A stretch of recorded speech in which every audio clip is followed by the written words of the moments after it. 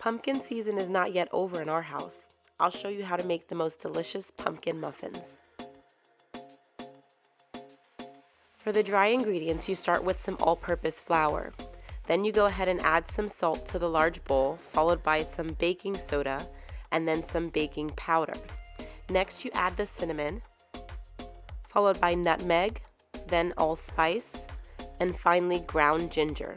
All of these spices together are really going to help to bring that amazing smell and taste to your muffins. The description box below will have the link to the full recipe details. Go ahead and mix all the dry ingredients together to get ready for your wet ingredients.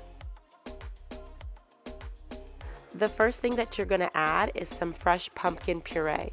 You can choose to use canned pumpkin, but I always use fresh, and I have a video showing just how easy it is to make your own fresh pumpkin puree at home. I store mine in a Ziploc bag just like this. What I do is I actually roast 2 pumpkins ahead of time, and then I actually freeze it so that it's easy to use. This is some frozen pumpkin puree that I keep in my freezer. I put exactly 1 cup in each of these bags so that I can easily set it in the refrigerator to defrost a few nights before I want to make something. Next, I'm going to grab the room temperature eggs.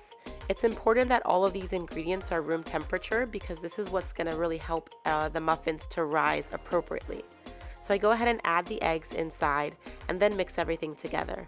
Again, I keep things simple. I just use a little spoon there, or a medium-sized spoon, but you can go ahead and use a whisk if you prefer. Once I feel it's all mixed in pretty well, then I go ahead and add some vanilla extract to the bowl. And of course, mix it together some more. Please excuse the raspy voice, by the way. I'm trying my best. I have a little bit of a cold. So then I go ahead and get my oil and also the sour cream. The sour cream as well was room temperature. So I go ahead and add the vegetable oil and then just lightly mix it together with a spoon. Then I go ahead and take the sour cream. Now for the sour cream, I usually use 1/3 of a cup of the sour cream. However, instead of dirtying up the measuring spoon, I like to just measure out a line of about half of the 8-ounce small sour cream container, and that's usually appropriate. So you could do the same. Then of course you got to get all that sour cream off of the spoon, obviously. Then go ahead and mix everything together. You'll start to see after some time, you start to get this really beautiful light color. Use whatever you like to mix. I use a spoon, you can use a whisk. So next we'll be adding our sugars. I can't find my 1/2 cup measuring cup, so bear with me. But I basically use a total of 1/2 cup of white granulated sugar. And then for the brown sugar, I actually go ahead and use a total of 1 cup of brown sugar.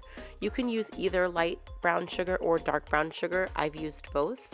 The color of the batter and the muffins will be slightly different depending on which type of brown sugar you use, but both taste great.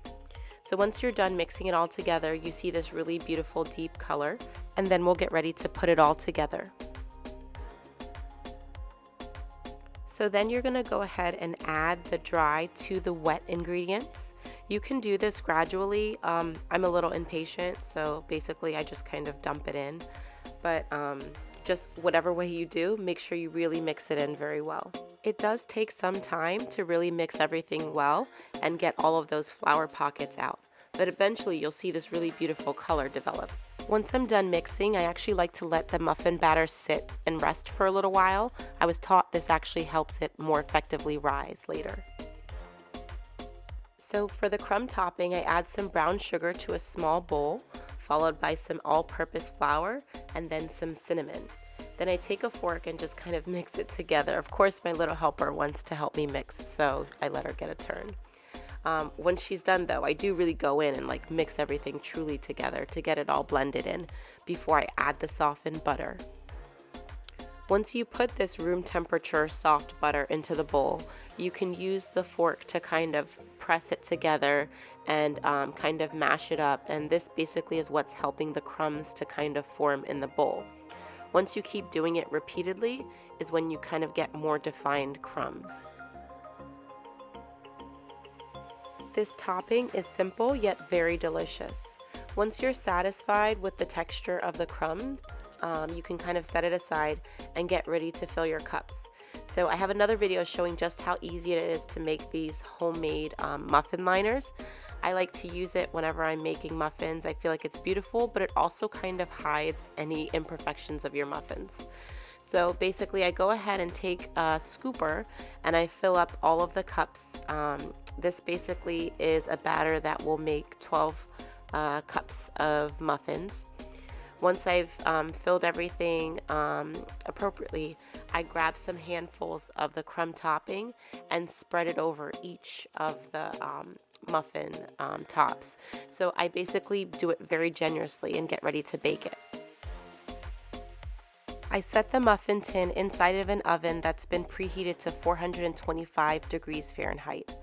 I allow it to bake for just 5 minutes, and then I actually go ahead and drop the temperature to 350 degrees. I do this while the muffins are still inside and I leave it undisturbed. Then, after it's baked for an additional 25 minutes, or until an inserted toothpick comes out dry, I take them out. Here you can see the inserted toothpick comes out very dry. Just that easily, you can make your own moist, delicious pumpkin muffins. PlatedPlanner.com will have the full written recipe for you.